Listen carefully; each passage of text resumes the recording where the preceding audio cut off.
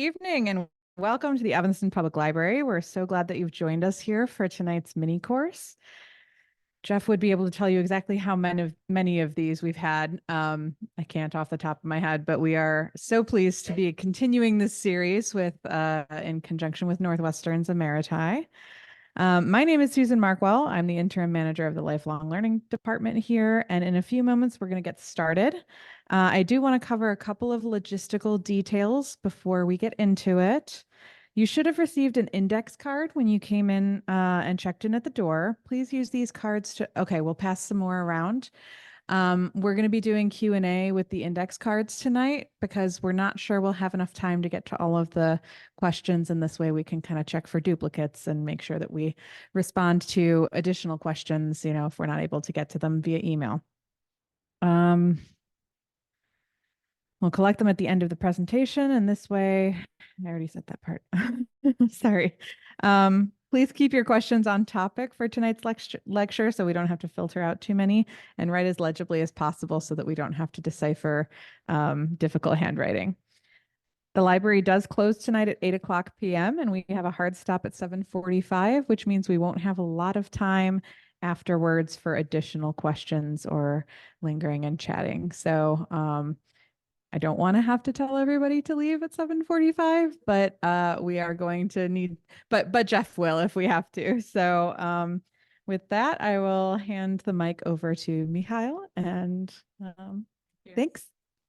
Good evening. I'm Michael Ginsberg from the Northwestern Emeriti organization. As you know, these mini courses are a joint venture of the Evanston Public Library and the Northwestern Emeriti organization. And we are thankful to the library for hosting it and for the library staff, especially Jeff, for doing all the logistics, and for Gina, who is from the Northwestern Emeriti organization, for doing all the other arrangements that need to be made. And I like to thank especially Professor Peter Hayes for agreeing to take the time and to talk to us for 2 evenings about the Holocaust. The study of the Holocaust has been at the center of Professor Hayes' academic career. And while he dealt with many aspects of the Holocaust, he had a special interest in the role played by the largest corporations such as IG Farben in the extermination of the Jews. And I see that today he's gonna maybe go aside from that and talk about the non-industrial part of the Holocaust. But anyway, that was of great interest to him. Professor Hayes taught at Northwestern for 36 years and won many teaching awards as well as numerous research fellowships. He published 14 books. Some of them received prizes. He is a recognized scholar in his field. He has also served on academic boards of multiple professional societies and Holocaust memorial sites, including as chair of the Academic Committee of the United States Holocaust Memorial Museum. He is the author, as I said, of 14 books. But he also was featured in many documentary films, including most recently the Ken Burns PBS production, The United States and the Holocaust. Please join me in welcoming Professor Peter Hayes.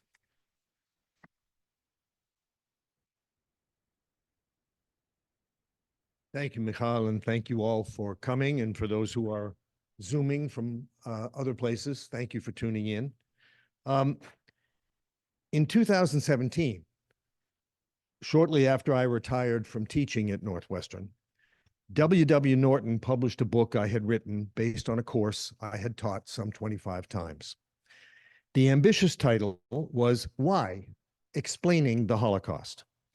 In it, I tried to answer the 8 major questions that experience has taught me most puzzle students and the general public when they come in contact with the subject. Why were the Jews, closer to the mic? Oh, you know, I can always hear myself so well. Why were the Jews the principal victims? Why were the Germans the principal perpetrators? Why did persecution become murder? Why was it so swift and so sweeping? People often forget that half the victims of the Holocaust were killed in only 11 months. 2/3 of the Jews of Europe were killed, but even more shocking is that the Nazis killed 3/4 of the Jews that ever came within their reach. Why didn't more Jews fight back more often? Why did survival rates diverge? 95% of the Jews of Lithuania were killed, 90% of the Jews in Poland, 75% in the Netherlands, but only 25% in France. Why did Jews get so little help from others? What legacies and lessons can we identify? In the process of writing that book, I realized that I was not only providing an account of what historians know, but also refuting much of what many people think about the subject. Toward the end of the book, I listed 9 major myths or misconceptions that I had tried to debunk. First, that anti-Semitism played a primary or decisive role in bringing Hitler to power. Second, that Hitler planned to murder the Jews from the moment he took office, if not before. Third, that the Allies could have done much to stop the killing once it began. Fourth, that greater Jewish resistance could have significantly reduced the death toll. Fifth, that popular attitudes toward Jews determined their rates of survival in different places. Sixth, that the Holocaust weakened the German war effort. Seventh, that greed drove the slave labor system. And eighth, that most of the major perpetrators escaped punishment after the war. All of these propositions are false, or at least greatly exaggerated. If you want to delve further into most of these matters, I recommend that you read my book. The paperback, incidentally, is quite cheap, and I'm sure the library has at least 1 copy, and if you lobby hard, maybe 2 or 3. Since I wrote that book, I've been thinking about and digging deeper into misconceptions about the Holocaust. And in these 2 lectures, I'm going to expand on my book regarding 2 matters. One that I scarcely touched on in Why, and the other that I've since figured out how to examine in much greater depth. The first of these is tonight's subject. I'm going to try to persuade you that one of the most frequently invoked images to describe the Holocaust is deeply misleading. The image of factories of death, of an industrial process of murder. The second will be my topic in 2 weeks, namely the vast discrepancy between the high ideological importance to the Nazis of killing Jews and the scant resources that they actually devoted to the project. And I'll show this by examining the deportation system, the trains. Now tonight, let me start by saying that metaphors are seductive things. This chart will give you an idea of what I'm going to say for the first 2 pages, so I'll give you a minute to read through it. Metaphors are seductive things. The more apt they seem, the more likely we are to forget that the light they throw also casts shadows. At least so it seems to me regarding the frequent references in Holocaust discourse to industrialized murder at factories of death. The ubiquity of these terms attests to the power of a handful of familiar visual images that we have. The gate at Birkenau, the ramp where the Hungarian Jews were offloaded in 1944, and the brick gas chambers and crematoria at Birkenau in 1943, 44, and then they were blown up. These images shape our perception of the process by which the Nazi state killed Jews, but in efficient, orderly, and disassembly line fashion is precisely how most Jews did not die in the Holocaust, even at most death camps.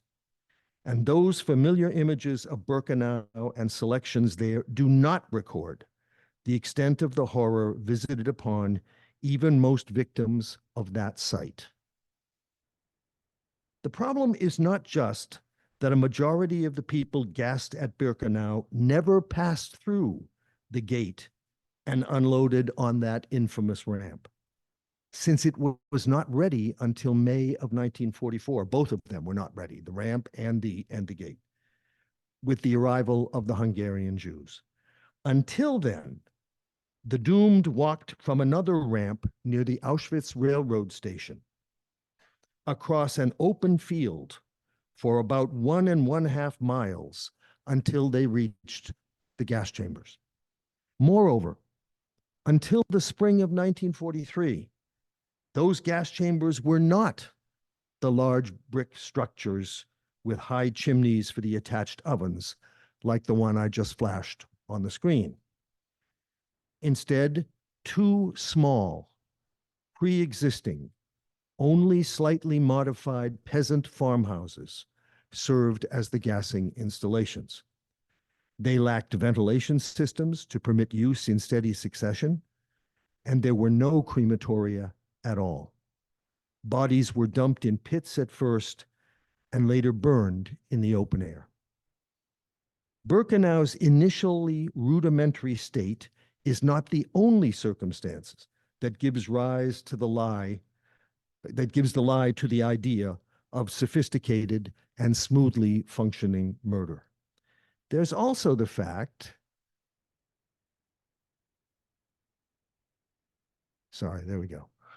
There's also the fact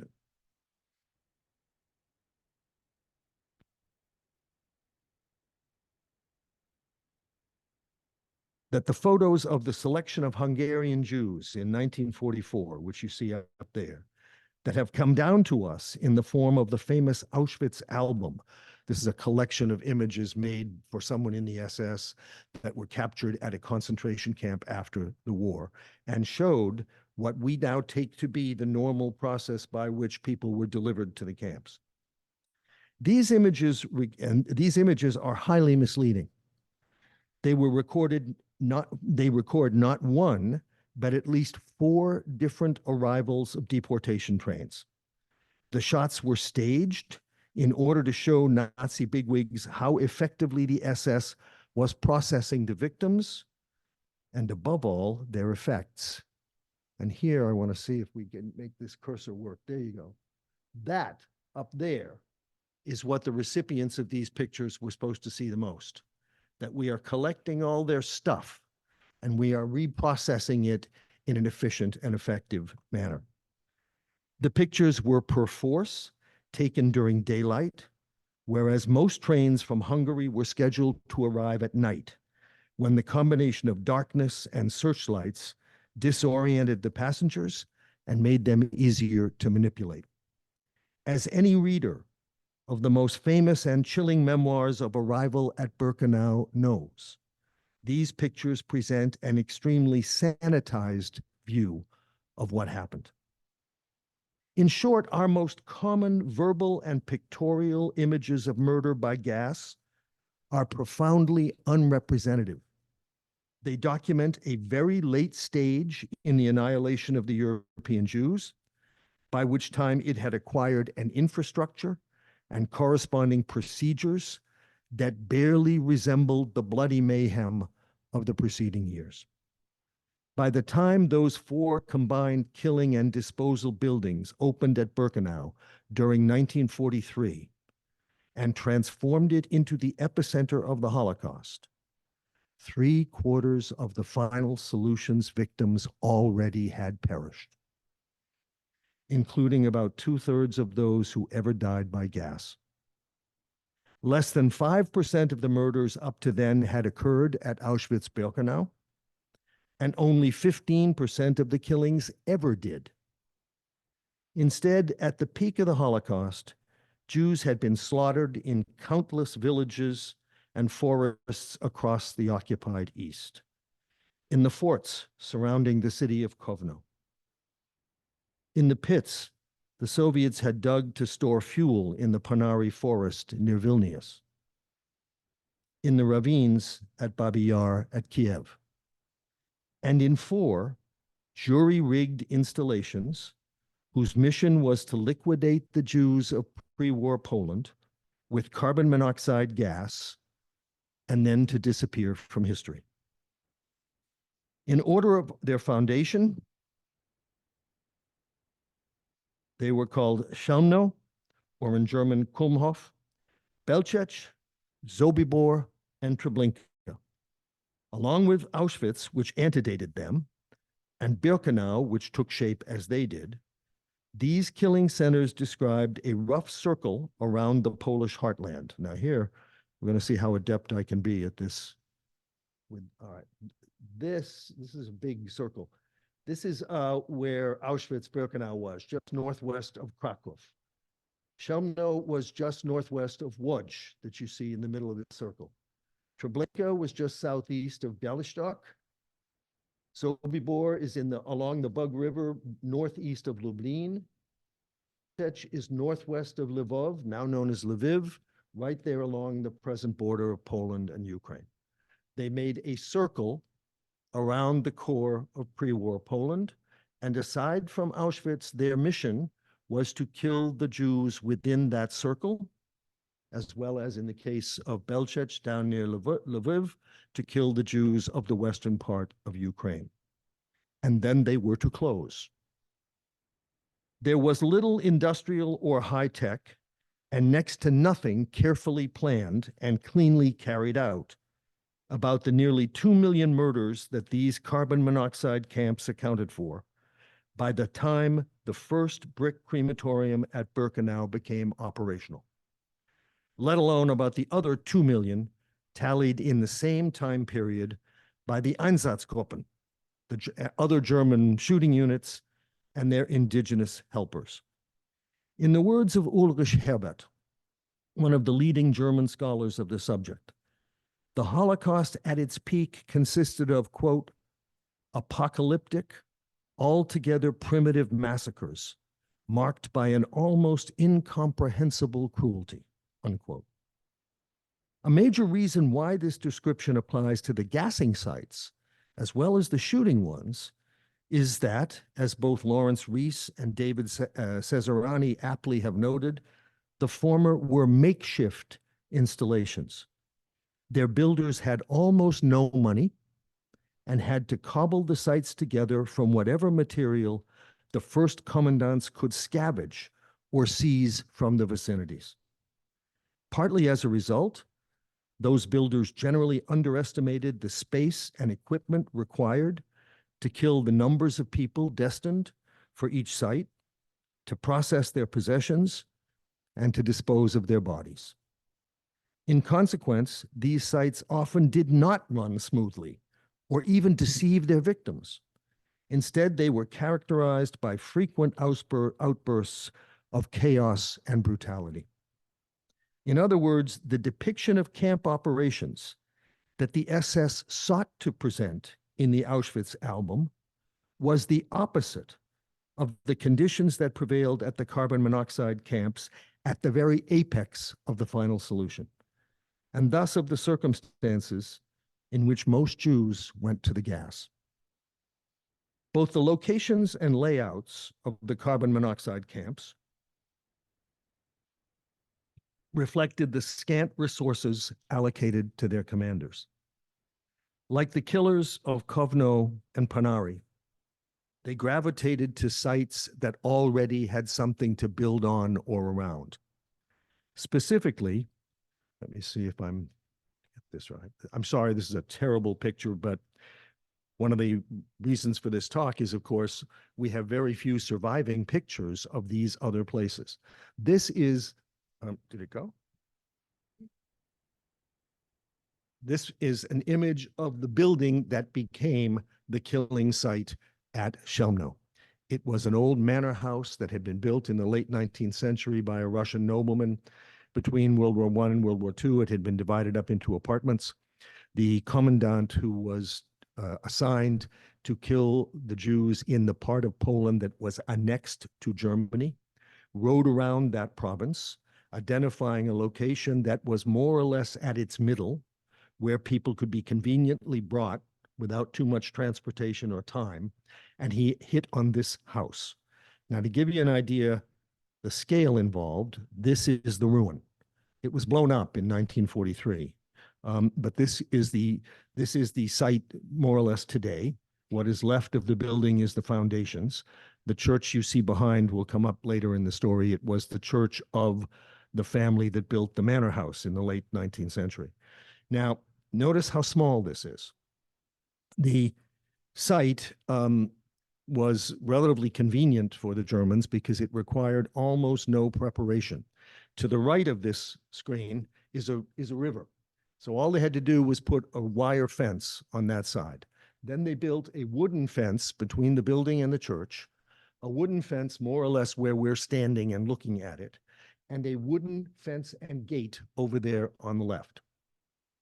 This is not high tech. This is not sophisticated material. This is all they had to do.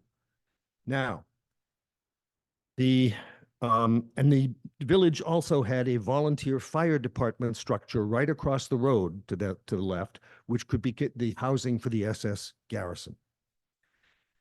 At the other sites that I'm going to turn your attention to, they also used pre-existing locations. At Belchech, it was the edge of a village where there had been anti-tank ditches dug because it used to be along the border between Germany and the Soviet Union before the Germans invaded.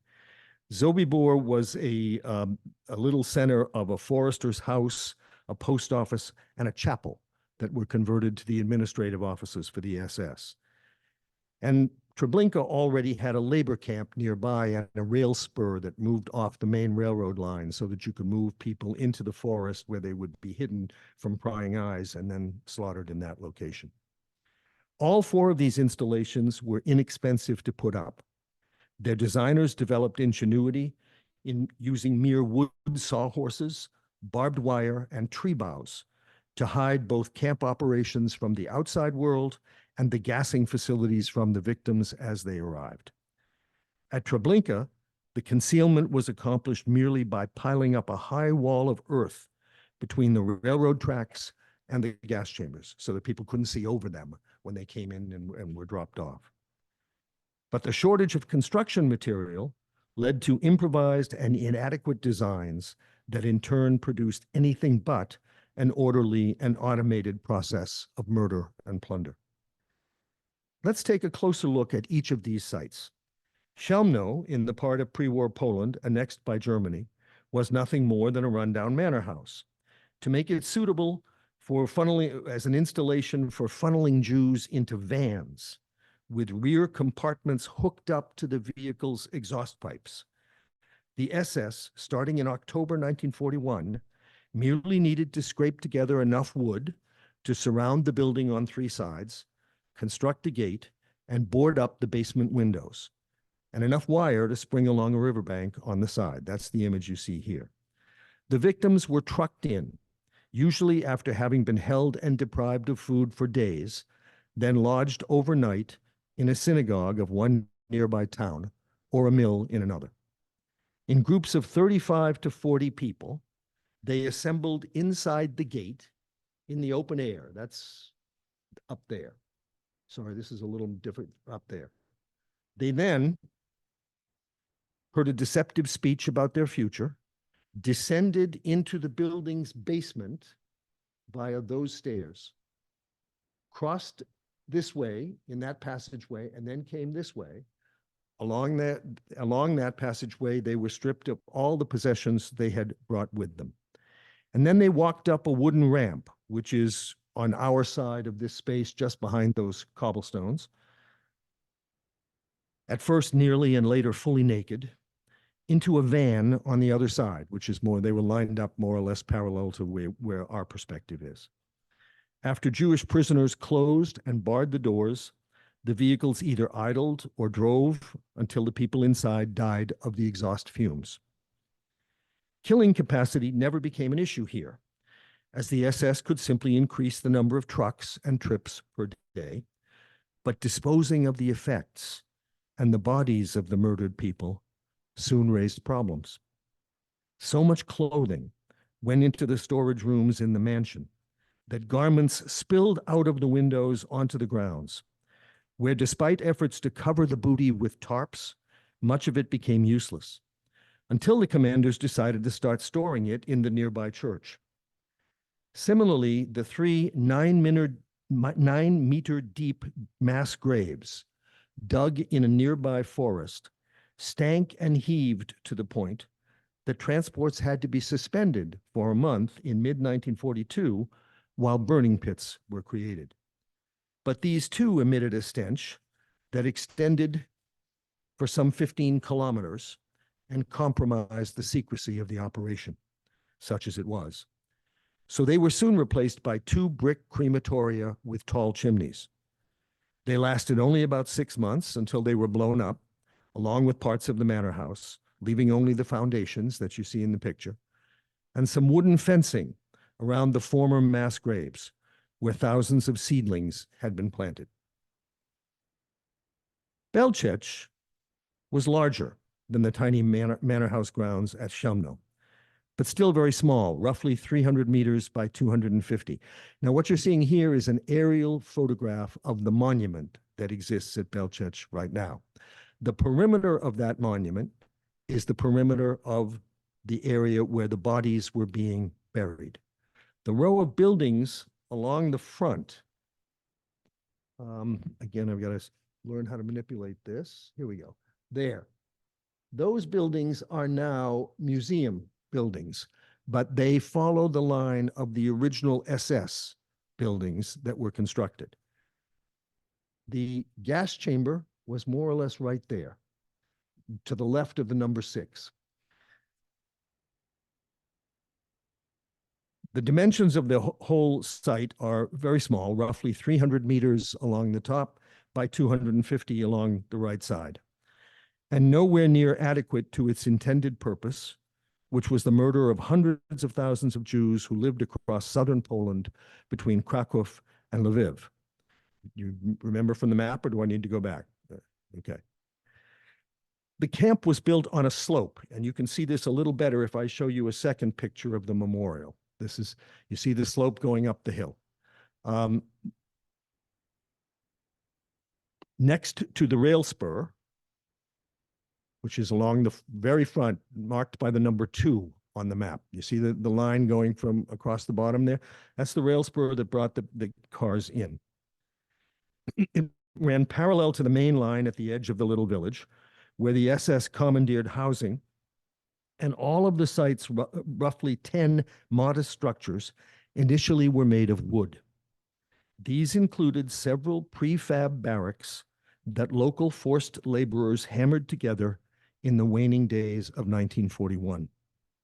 One of them contained 3 gas chambers, whose interior walls consisted of 2 parallel sets of boards with a layer of sand in between, some metal flashing along the lower interior walls, and roofs and upper and outer walls covered with tar paper. You see how unsophisticated this is?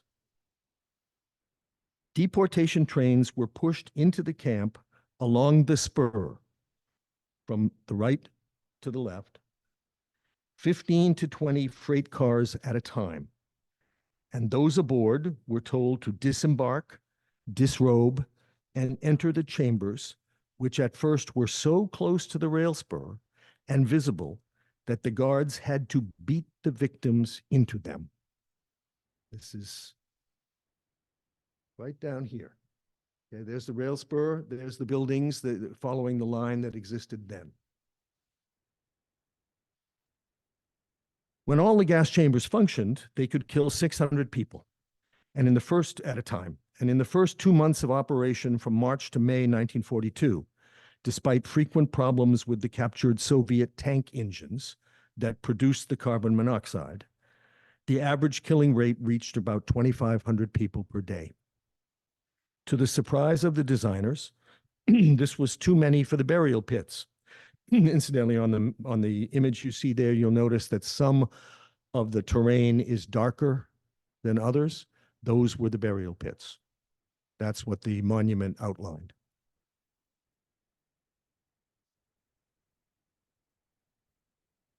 So the number of bodies was too much for these burial pits, one of which actually erupted in May and sent decomposing bodies rolling downhill toward the rail spur.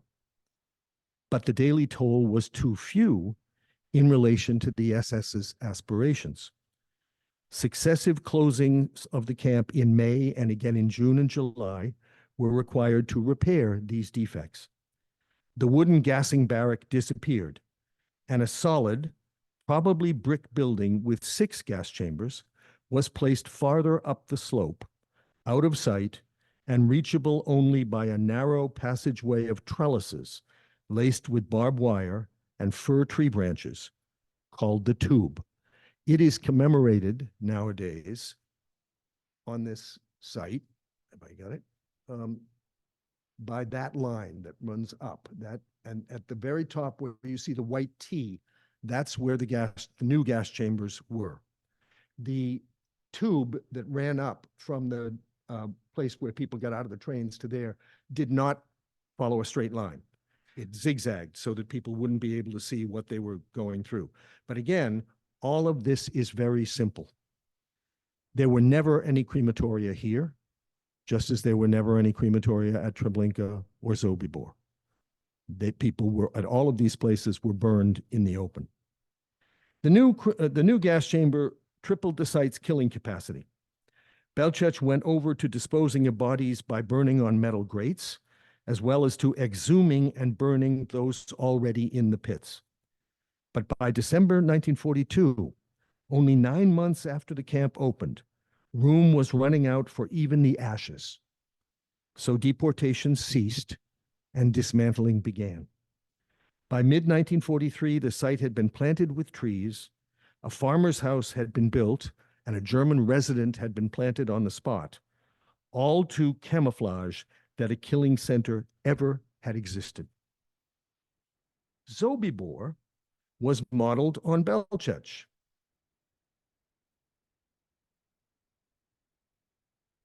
Though much larger in physical dimensions and much smaller in the number of deaths it caused, largely because the rail line that gave access to Sobibor ran through a swamp and was sometimes impassable.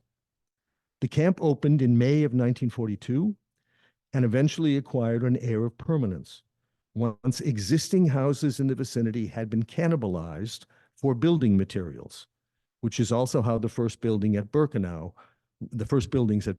were being constructed at the same time. Now, what you see here is one of the rare images of Sobibor. There are almost none, and it was discovered only about 5 years ago. It came from the attic of the descendants of a man named Johann Niemann, who was the vice commandant of the camp, the first German killed in the uprising when the prisoners rebelled in 1943. This shows you are standing and looking across the, you are standing on the southwest corner of the camp. You are looking, that's the southern border. You are looking east. That building with the white roof is the railroad station where people arrived. They were unloaded, moved over in this direction. They thought they had arrived at once these structures had acquired a coat of plaster, it looked like a pleasant little village, and many of the deportees thought that was what they had arrived at first blush.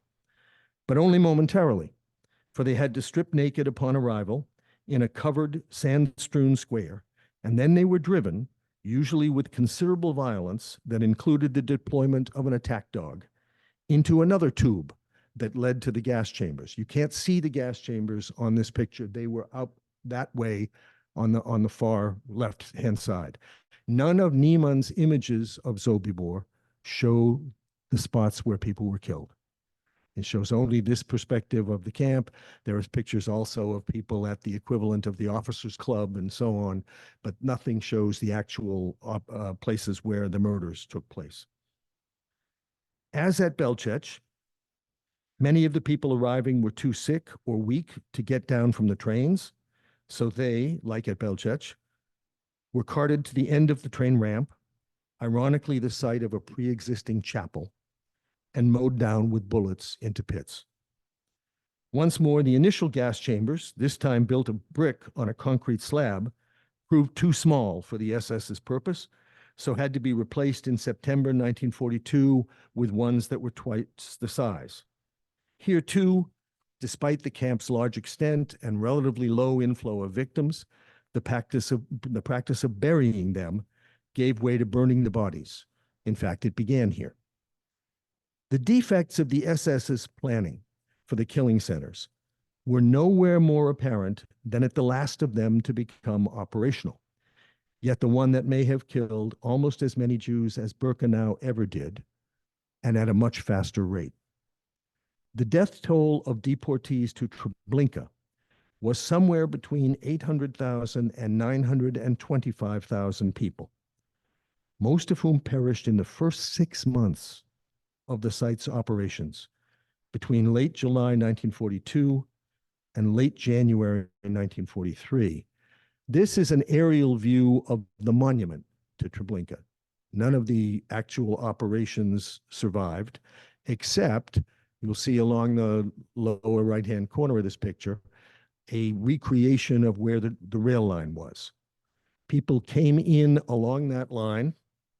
They unloaded roughly here in a square that had been created to look like a railroad station. They were then forced into a tube that ran through those trees and up and curved around, and this is roughly the area where the gas chambers and the burning sites were.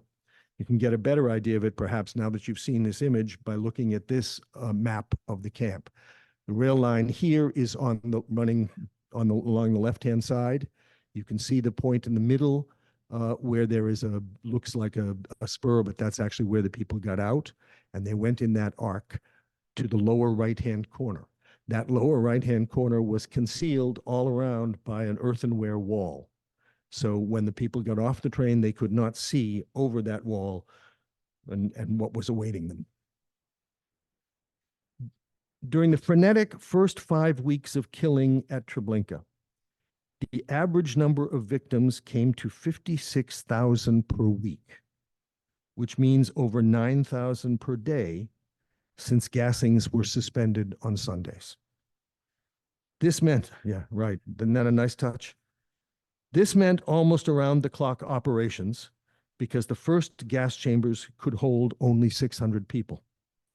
It also meant excruciating suffering for the deportees because the rail line inside the camp could accommodate at most 20 cars at a time, just like at Belchec and Sobibor. But the transports to Treblinka often were longer, consisting of up to 60 wagons. Trains backed up, not only outside the camp and in the village of Treblinka, but at way stations, with the result that large numbers of people died of heat and thirst in the freight cars. Inside the camp, the need to reduce the interval between arrivals left less time for clearing away bodies and people's effects. So the guards abandoned all pretense of camouflage and beat and shot arriving Jews in order to hasten their passage into the tube. Both the storehouses and the burial pits overflowed. In short, Treblinka recapitulated the history of inadequate planning, leading to mounting violence and procedural resets that had unfolded at Belchec and Sobibor. And the solution adopted was also the same: a short suspension of deportations, a swift construction of new and expanded gas chambers, and a switch from burying bodies to burning them in the open air. The new gas chambers, which had a theoretical capacity of 4,000 people, although the camp rail spur could not receive any more than 2,000 at a time, soon made Treblinka, in the words of David Cesarani, quote, the most lethal place on earth, unquote. Yet even the construction of these gas chambers attested to the makeshift character of the Holocaust at its peak.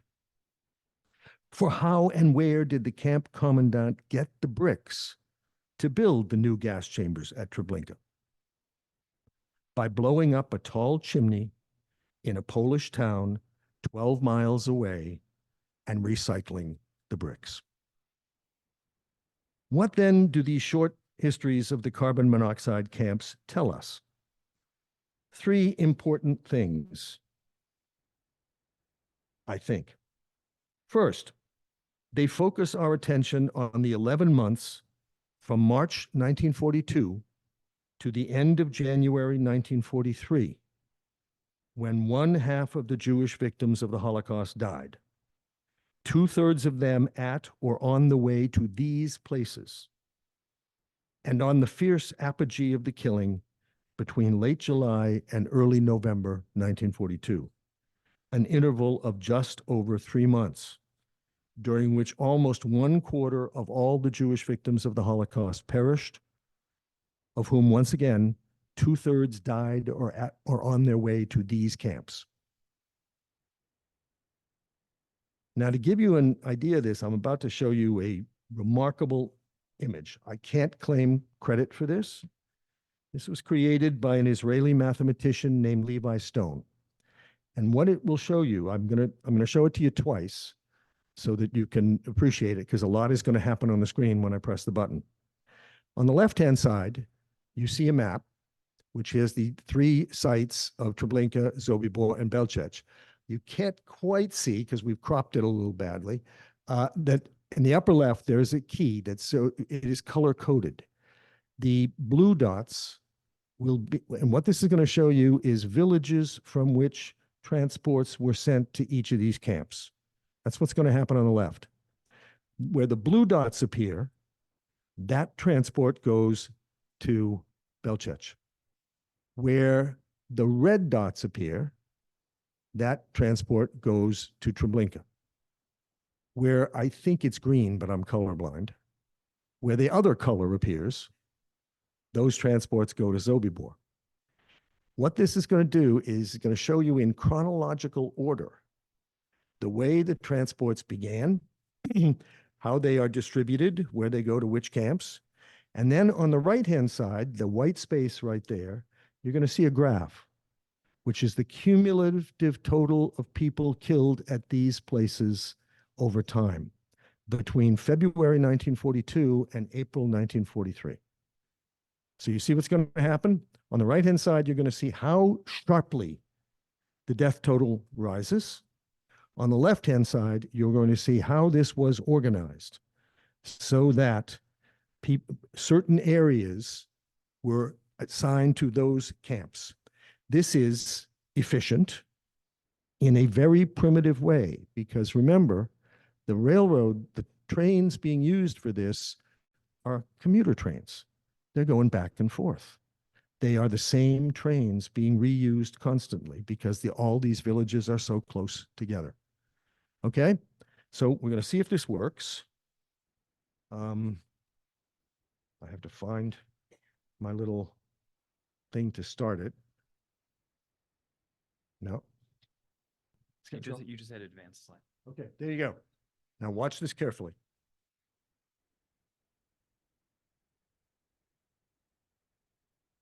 Initially, all of those are going to Belchec. Then you begin to see the first dots for Sobibor. They are very localized around that camp.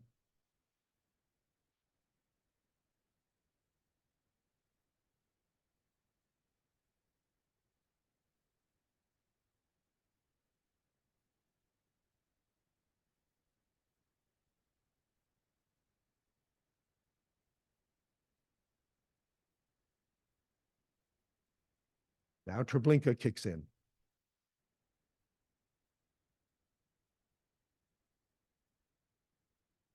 And you see how steeply the death toll is rising?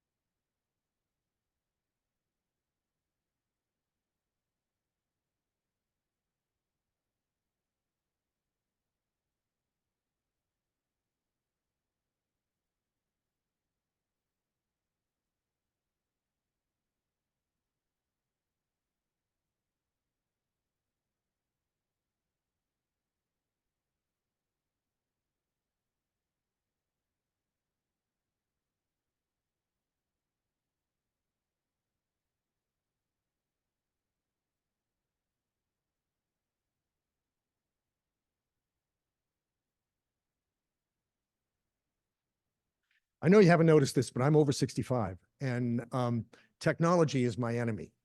So I'm at his mercy on this stuff. But you get an idea of how rapidly people could be killed with equipment that is either stolen. All the carbon monoxide is generated by captured Russian engines. The gasoline is the only thing that the Germans are providing. The railroad equipment is very basic. It's often derelict. It's not diverting anything from the war effort because it wasn't being used before for anything. And it consists of equipment that wouldn't be suitable for transporting troops or sophisticated artillery or tanks or any of that. They cobbled this whole thing together. One of the most stunning things about the Holocaust is it was ideologically absolutely central to the Nazis. They did not believe they could win the Second World War if they did not kill the Jews, because they believed that the Jews were by definition going to be saboteurs and enemies and so forth. So you had to kill them all. Absolutely central. But they devote very little in the way of resources to do it. They do it with their little fingers. The number of Germans at any one of these camps never exceeds 35. All of the scut work, the dirty work, the peripheral guards and so forth are people taken out of Soviet prisoner of war camps and basically told, we'll give you 3 squares a day and a uniform if you do this. Otherwise, you can stay in the POW camp and probably starve to death. And so they had willing auxiliaries that provided most of the footwork. And so very few Germans, very little in the way of resources, and massive consequences.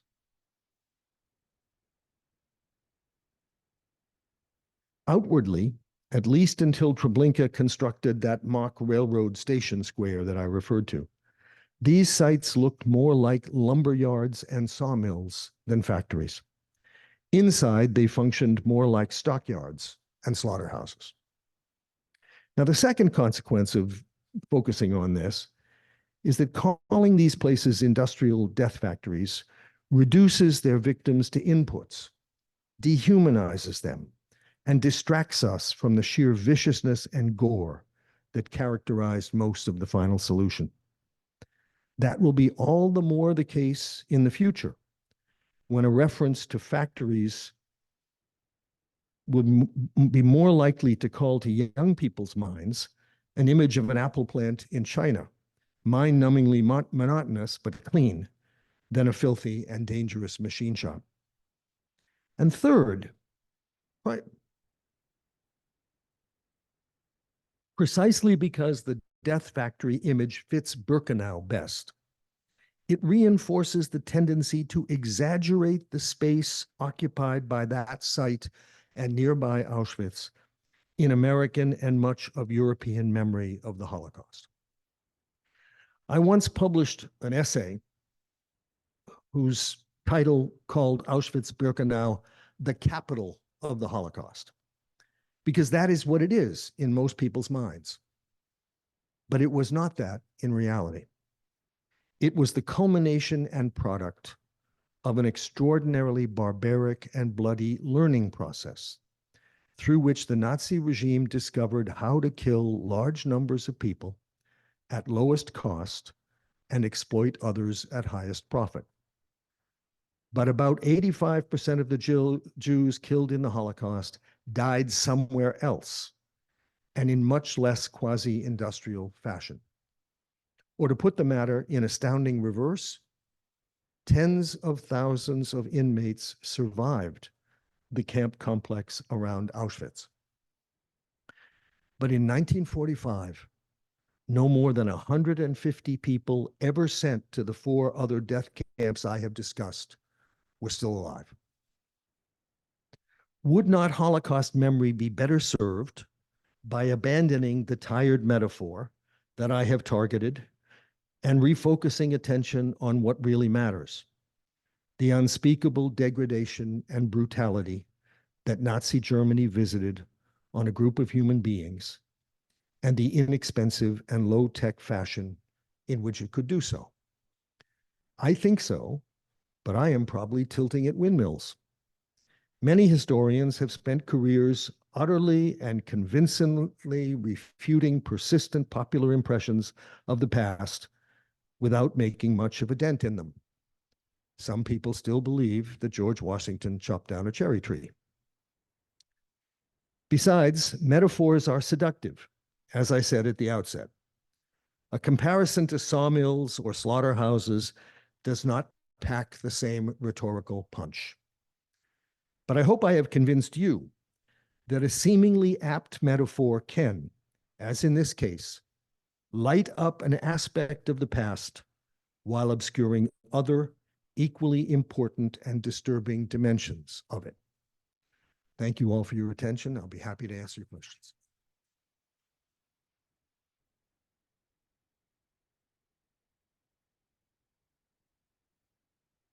Going to select the cards with your questions and give them to Professor Hayes. In the meantime, we have quite a few questions come in from the virtual audience. Okay.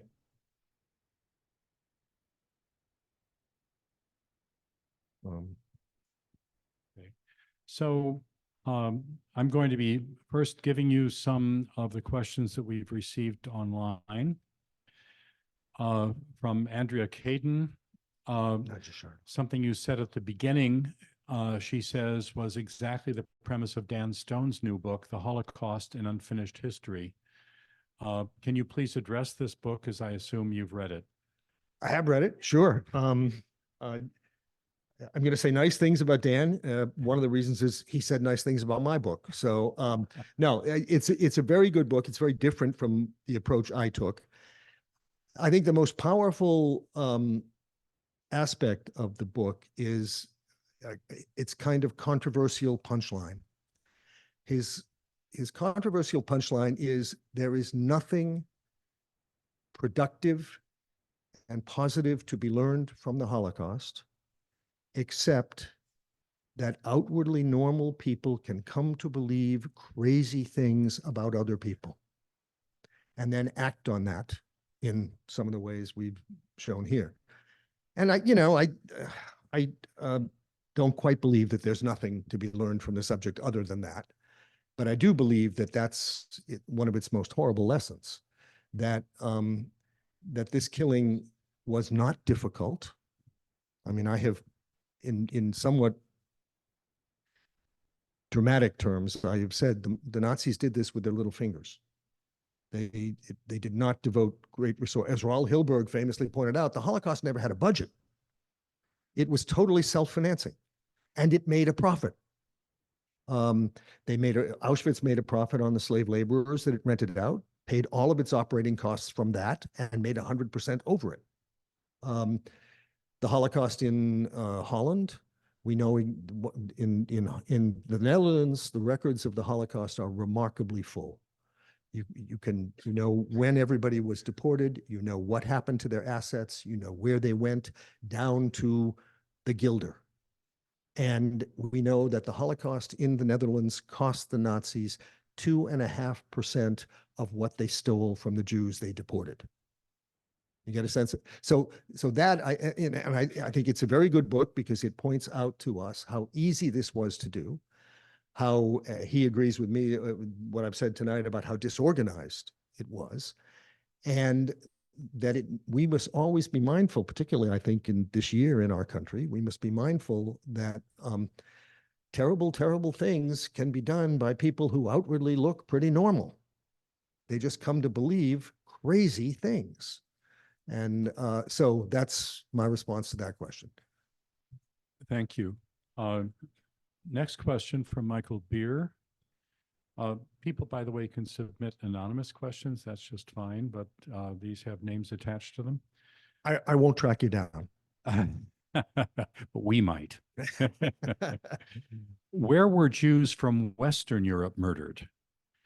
For example, those sent to Izbica, the transit camp in southwest Poland. Well, Izbica was mostly a feeder to Belchich. And that is, and the people who were sent there were sent from Western Europe, went there relatively early. And Izbica is an overflow place because the camps couldn't process people as fast as they were being shipped. So people were parked in Izbica before they were sent on. Most of the Jews from Western Europe died at Auschwitz-Birkenau, which is one of the reasons why we tend to focus on it. Not only the pictures as a reason, but also because the Jews from the Netherlands mostly went there. Some went to Sobibor and Treblinka, but most of them went there. Most of the Jews from Belgium went there. And remember, all of these places I talked about were all closed and done by the end of 1943. So the only death camp still operating after the end of 1943 is Auschwitz-Birkenau. Chelmno was briefly reopened in July of 1944 to kill some of the last Jews from Łódź. But otherwise, all these are closed. Auschwitz-Birkenau is what is happening. It was to be the collection point for the West. Remember, the killing of the Jews in Western Europe proceeded more slowly than the killing of the Jews in Eastern Europe. The Nazi documents, the Wannsee Conference memo and so forth, they often speak of combing Europe from west to east. The Nazis did exactly the opposite. They killed the Jews first, where, frankly, it was easiest to kill the Jews and where they were concentrated, the old Pale of Settlement of the Russian Empire. So Eastern Poland, Belarus, Ukraine, that was where the Jews were. It was easiest to concentrate them, round them up. If you put the camps, as you saw where they were located, relatively close to them, you could conduct the operation like that. From Western Europe, the killing starts during this period that we've concentrated on in 1942, but it takes a lot longer. So Auschwitz-Birkenau is the last place to be operating. A follow-up comment from Michael Beer. His own family members arrived in Izbica from Aachen on the West German border with Holland and Belgium by July 27th, 1942. True. He knows that based on a postcard from my grandfather we have. Yeah. So more questions, many more questions. This from our, as we call it, studio audience. Hollywood films have helped shape popular understanding of the Holocaust. What films do the best job of portraying the Holocaust as it actually happened? Well, for this part of the world, the best is a Polish film called Ida, I-D-A.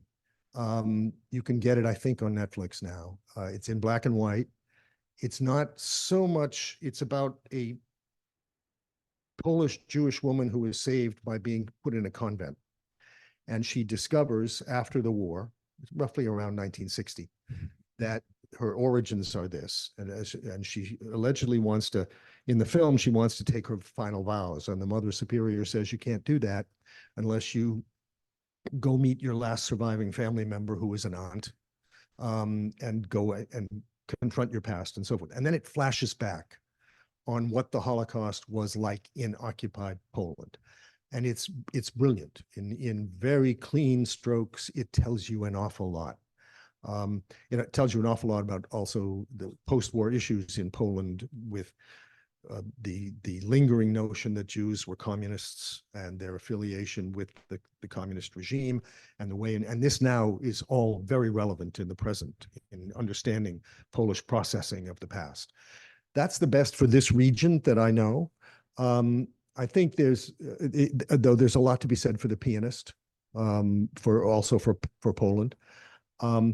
I generally do not think that films can do this. And since you've heard this talk, you'll understand why I think this. Nothing visual can capture how terrible this was. And if it tried to, you would vomit. You wouldn't be able to sit through it. Because I used to say to my colleagues at the Holocaust Museum in Washington that I really wish there wouldn't be the cattle car. Almost all, the Illinois Museum has one too, because none of those cars can possibly render the experience. They don't stink. No one is going mad in the corner and screaming. this experience was so dreadful that any attempt at verisimilitude fails. Even Spielberg, who tried very hard in some of the scenes of Schindler's List about deportations to make people look emaciated and all of that. You can't reproduce the sallow complexion of a ghetto inmate after the diet that they had had for 6 or 8 months. So I generally, I'm a little hesitant about video renditions. Now, the other thing I meant to mention is Son of Saul. Son of Saul is the best vision I have ever seen of life in Auschwitz. It's a Hungarian film. And that is the best I've ever seen for the concentration camp experience, but it's very partial. Nothing can capture the whole thing, because you talk to survivors and you realize one of the things about this miserable experience is that people were reduced so much to the here and now, and they were so cut off from information that many of them didn't know what German company they were slaving for, or it was very hard for them to have any knowledge of where they were or who they were working for. They just wanted to get through the days. And so no one can render this in full. So I'm a little reticent, but I do think the Eastern Europeans have done a better job on the screen than we have. Ida and Son of Saul are Eastern European films. Next question from Susie Siegel in the virtual audience about Majdanek. It was also along the corridor that you described. Was it different than the 3 camps you discussed? Yes. One of the things, we keep learning so much. And in 1948, 49, 50, people thought Majdanek was a death camp. And so it was actually the headquarters camp from which Treblinka, Belchec, and Sobibor were directed. They were subordinate to it. But it was mostly a labor camp. And as research has gone on, the number of people we think were killed at Majdanek has fallen steadily, whereas the number of people killed at some of these other places has risen. And so it has tended to drop out of this discussion. It's also a place where the gassings were not, they didn't bring in deportation trains and gas people by the batch. They brought in laborers, and then when the laborers fell by the wayside, some of them were sent down to very small gas chambers on one side of the camp. So it was not the same kind of an annihilation center as these other 4 were. And that's why I didn't mention it in this context. Next question from this audience. I just read Walter Rosenberg's history in Escape from Auschwitz. Escape artist. Yeah. Okay. About Verba. About Verba. Yeah. Okay. This is Jonathan Friedland's book. This is Jonathan Friedland's book. Okay. All right. I've read it. Yeah. I'm sorry. So what is the title? The Escape Artist. The Escape Artist. Yeah. Okay. I'm just repeating that so that we have it in the recording. Is he finally becoming better known? I'm not the best person to judge that because, of course, I spend all my time concentrating on this subject. And I met him once. I met him in Vancouver around the year 2000. And so I can attest he was a real person. And I knew his story back then. What Friedland has done is he has publicized the story. This is a man, there were 2 of them, who escaped from Auschwitz in the spring of 1944. Now, Jews escaping from Auschwitz and Birkenau was extremely rare. The museum at Auschwitz-Birkenau has tabulated about 200 successful escapes from those 2 camps. Only 4 of them were Jews. Okay, so this is the first thing, you get a sense of how differently guarded these sites were and so forth, and how connections with the local peasants helped a lot, and the local underground and so forth. And that was mostly something that benefited Poles, non-Jewish Poles. So for Verba and Wetzler was the other guy's name, to get away was quite remarkable. And they did it by hiding under piles of logs that had been scented with some kind of oil treatment, so the dogs couldn't smell them. And they hid for 3 nights. And then when the dogs had stopped looking for them within the perimeter of the camp, they were able then to get out and get through. And they walked through southern Poland, Slovakia, and they got to Hungary, where they drew maps of the camp. These were the first maps to get outside to Western people. And they informed the leaders of the Hungarian Jewry that this was Auschwitz, this is what it does.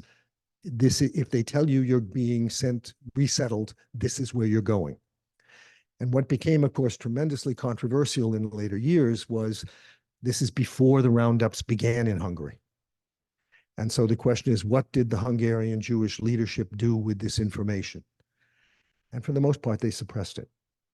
And they suppressed it because they were afraid that panic would break out among Hungarian Jews, and that secondly, they were still negotiating with the SS. They still hoped to achieve something. They thought disorder would work against saving the people.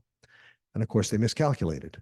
And so when the deportations began in May of 1944, the Germans managed to carry off 437,000 Hungarian Jews within 56 days. It was the only other evacuation, if the only other deportation of that intensity was the Warsaw Ghetto, where about 350,000 people were deported in 56 days. But so this is why Verba and Wetzler are significant in the history, because for the first time, information from inside the camp got out, and the information didn't suffice to make people believe it enough for them to do anything other than acquiesce when the Germans began the roundups. But actually, I said that wrong. The Germans didn't begin the roundups. The Hungarians began the roundup. All of those 437,000 Jews were rounded up by Hungarian police and Hungarian soldiers. Next question comes from Carla Stone in our virtual audience. These are real people. It's just I know Carla. Hi, Carla. okay. Her question is, to what extent is Holocaust history taught in U.S. public schools as well as in colleges and universities across the country? Do school boards or curriculum planners limit the teaching of this history? And a subsidiary question, what age do you feel is best to begin to teach this history? Okay, I can only comment on my level because I don't teach high school. I did for 2 years after I graduated from college, hardest job I ever had. But I don't do that. So I don't know what's happening at that level. I think it varies a lot from school to school and state to state. At the tertiary level, in the college and university level, there's a great deal of Holocaust education. The organization I was associated with for many years, the Holocaust Educational Foundation, went out and gave grants to schools to start programs. And there are now more than 500 college and university courses in America that were seeded by that group. So there's a lot of it. I retired maybe 8 years ago, this August. But when I taught the course annually, I had anywhere from 150 to 225 students. So, and that's the experience of most of the people I know who teach elsewhere. The interest is very great, still is. So I think at that level, there is a good deal happening. There are a great many scholars who are interested in the subject and who want to teach about it and so forth. Now, that last question you asked me about at what age is it appropriate to introduce people? It's tough. I think it is appropriate to introduce people to the Diary of Anne Frank because they're teenagers and she was a teenager and they can identify with that. it is as you will appreciate from what I've said tonight, it is, in my view, a rather prettified, if you will, version of the Holocaust. It's a person in hiding for almost 2 years in the attic in Amsterdam. And, it's terrible, but it's not what was happening to these people being ripped out of their houses and dragged into the forest and shot through the head. And so it's a distorting image of the Holocaust, but it is one that gives young people access because it is by a young person to whom this is happening. And, maybe 7th and 8th grade, that's appropriate. I think in history courses, you can introduce it in high school at almost any point because, and here I'm going to say something pretty cynical. I took AP American history courses all through high school, and I thought it was really challenging and it was terrific and so forth. But when I got to college and I started really doing history, I didn't think it was all that important what I had learned back then and so forth. So I kind of think, yes, you can, if it catches somebody's imagination at 10th and 11th grade, great, they go on with it. But the real level of knowledge that they're going to acquire is going to come later. Question from Rick Cohn, a Neo colleague of ours. What started you on the road to becoming a scholar of the Holocaust? Well, when you're a historian and you take up causal questions, you're kind of like a 2-year-old infant sitting on the knee saying, "But why, Daddy? Why?" And you keep going back and back and back. I don't know quite where to start with this. I do think it has to do with time and place. I was born in 1946. I entered high school in 1960. My high school years were the most dramatic years of the civil rights movement. America was engaged with the issue of race. We were segregating. We were persecuting. This was my point of attachment or empathy. I lived in a town. I went to middle school and high school in a town outside of Boston. Can you hear it in my voice? And in that town, as it happened, the part of town, these were all, tract houses, the suburbanization of America. The cities were emptying out. The neighborhood I lived in had a large number of Jewish families. So in high school, I went to more, or junior high and high school, I went to more bar mitzvahs than confirmations. So I had Jewish friends. I grew up at a time when I was engaged in these issues, and then wait for it, my sister married a German. And I went to live with that family and they taught me the language. And I thought, gee, these are pretty nice people, but they're just the wrong age. What did they do in the war and so forth? And I did find out that the brother of my sister's father-in-law had been a stormtrooper. And so I went, I visited them and I heard all the excuses and all of that. So the time that I grew up and the biography that I had brought me to this. I was fascinated with the German language. Most people think it's ugly and so forth, but German is extraordinarily logical. It's like speaking Latin. You think if you can actually get a sentence out in this language with all the endings correct, it is an intellectual feat. It's a puzzle. And God help me, I fell for the puzzle. So there was that. And then, so all these things, and I had a great teacher at a key moment. This is often the story that people like me tell. And so all of these things came together. And by the end of the 60s, there's also Vietnam in there. There's also the sort of sense that what was happening, what American troops, the position that American troops were being put in Vietnam was not dissimilar to what German troops were put in the East in the 40s. And so there was this moment where that was another part of the sort of piece that I had to work out. So that's I think the story as best I can tell it. two questions, but we're just going to do one of them now from Elaine Rosenblatt. Initially, didn't you say that anti-Semitism was not the motivation? Not the primary motivation. Mm. No, I mean, Adolf Hitler was brought to power by the Depression. In 1928, before the Depression struck, when everyone knew that the Nazis were anti-Semites, he got 2.6% of the vote. In 1932, July, the height of the Depression, the depth of the Depression, he got 37% of the vote. The difference between that, A and B, is not anti-Semitism. It's the failure of the existing government to master the Depression. It's the sense of despair that people felt about the future, and they just said, give them a shot.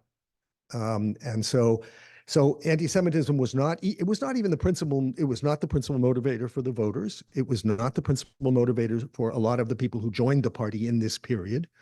They talked a lot about anti-communism and so forth.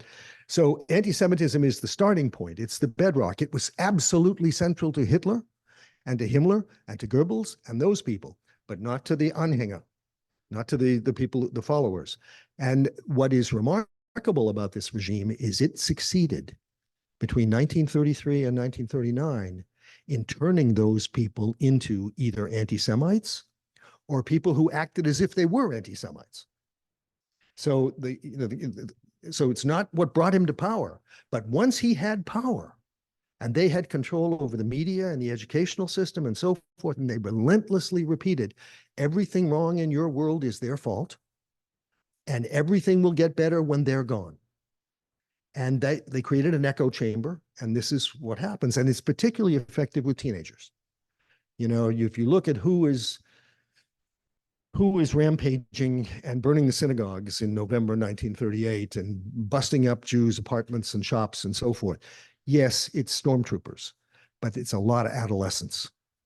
And those are the people who 5 years later are out there on the Eastern Front doing the shooting. Question from Jeff Balch.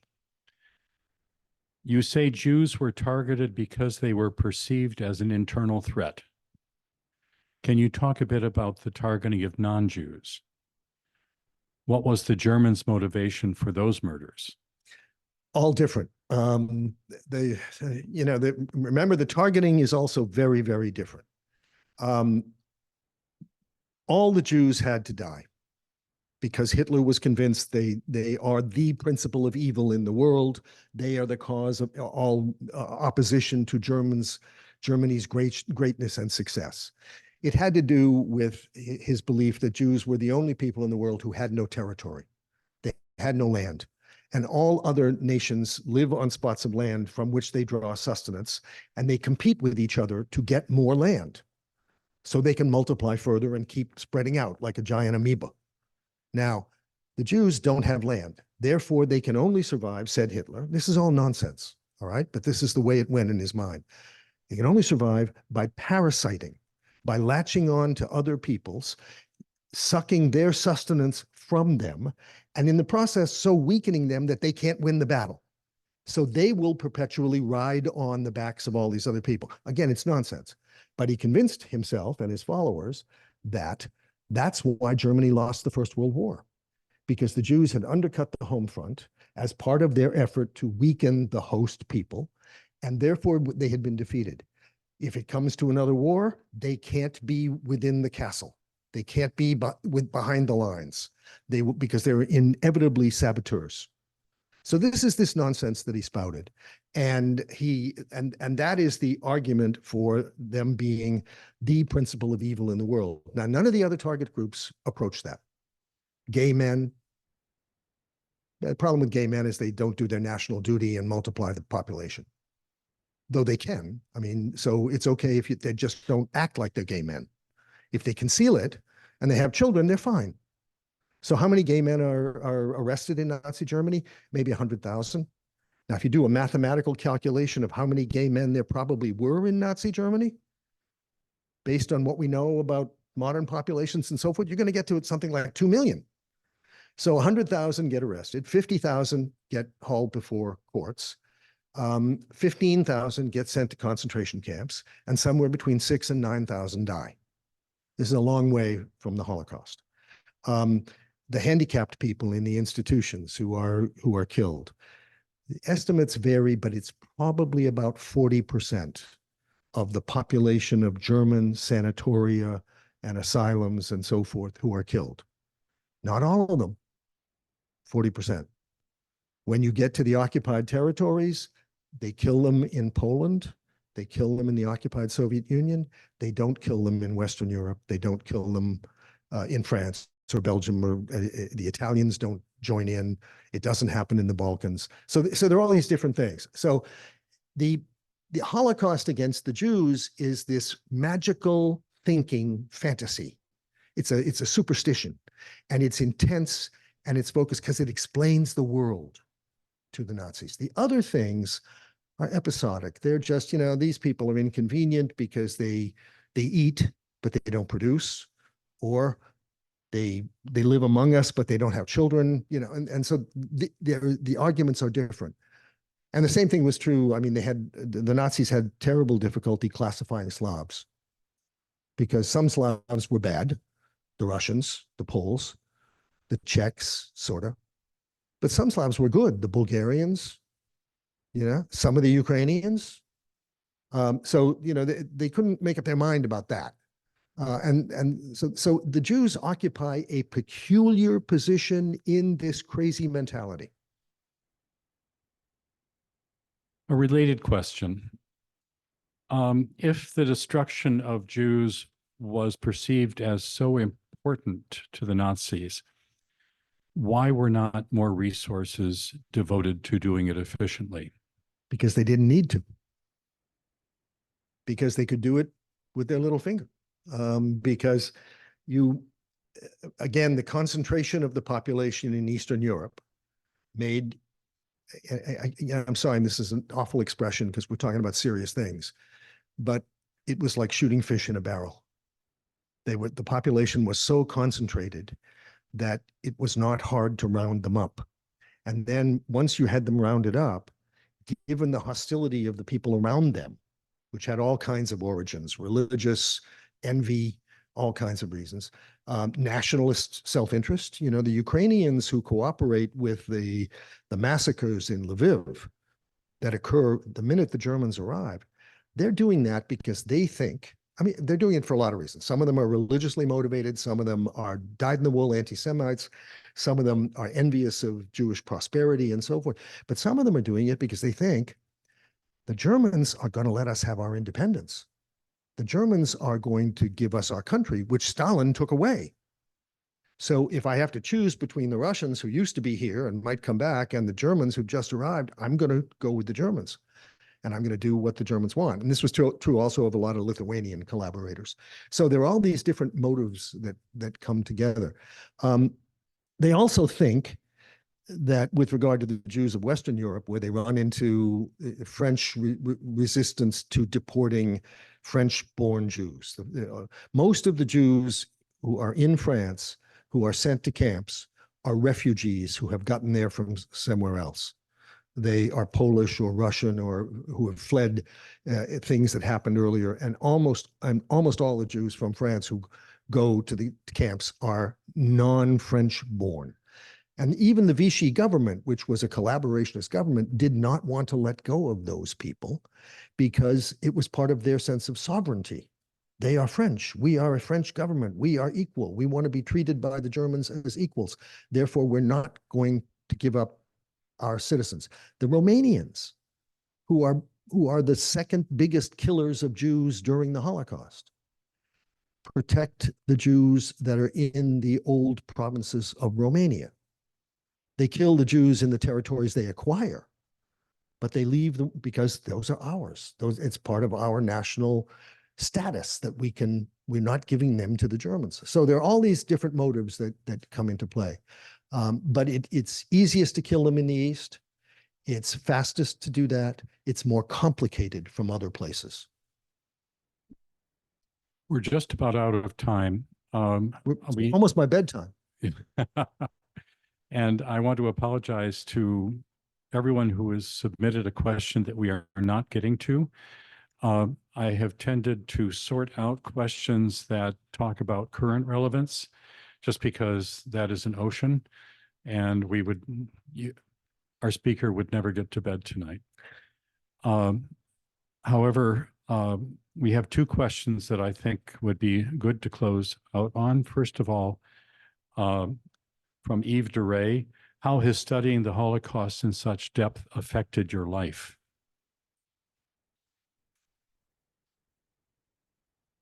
Well, it makes me nervous a lot. That's one thing. I think otherwise, I've been able to keep it at arm's length a little bit. I don't know why. I don't know quite how I've been able to do that. There are things I can't read. There are things I would not let my students read. I don't rub their noses in the blood. And I have just been reading a book called The Postcard, which is a French, it's relatively new, 2 years. And I got to the middle, I got about third of the way in, and it's about the conditions at Gurs, which was a camp where the Jews were being held in France before the Nazis wanted them and they weren't being delivered, but they were held in this, what had been a camp for Spanish nationalist fighters who had fled to France and so forth. And you start reading that, and you read about 4-year-old children whose parents are not there anymore, and they wander through the camp covered with flies, and that's the point at which I stopped. There are things I can't do, but otherwise, I think I have been able to keep it from making me wake up in the middle of the night, because I've taken a very analytical approach to this. How was it possible? How could this possibly occur? And the challenge of explaining that has been my way of managing this sort of thing. But I certainly, one year I assigned a book, Martin Gilbert's book called The Holocaust, which, if any of you know it, it's a very big book. It's a compendium of personal stories, many of which are like this. And I had one of my students come in one morning and say, I sat there last night doing this and I threw it across the room. And I said, yeah, okay, that's telling me there's a limit. And so I didn't use that again. And I don't do that kind of pedagogy. I think we're out of time. And I really want to express everyone's appreciation in the room and also on Zoom for the astonishing insight that you've given us that debunks a lot of preconceptions that we might have brought into this room. And so I'd like to ask everyone to give a round of applause. Thank you.